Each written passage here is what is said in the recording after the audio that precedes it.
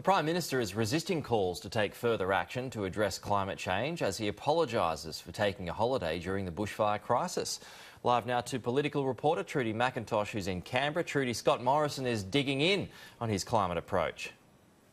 He's back in the country, Pete, but he's certainly copping a lot of heat when it comes to the government's approach to climate change. He says the government is not going to be shifting its approach when it comes to that policy. That's despite what we heard from the acting Prime Minister, Michael McCormack, when he was leading the country while Scott Morrison was in Hawaii. He said more needs to be done to address climate change, but Scott Morrison doesn't appear to want to follow that lead. Yesterday he visited RFS headquarters in Sydney. Today, penning an op-ed in the Daily Telegraph in which he has defended the government's approach. He says, quote, "We won't embrace reckless targets and abandon our traditional industries. That would risk Australian jobs while having no meaningful impact on the global climate.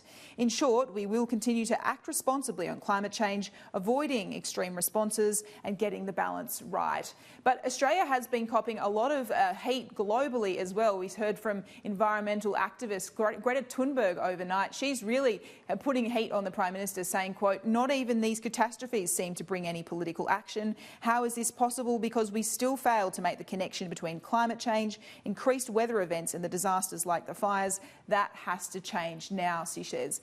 There doesn't seem to be any sign that this debate, Pete, will give up anytime soon. The Prime Minister says he made a commitment when it comes to its climate policies at the last election and he's not going to break it. Yeah, it will be a burning issue, pardon the pun, that will continue right through to the back end of next year, no doubt about that. Thank you very much. We'll talk to you soon.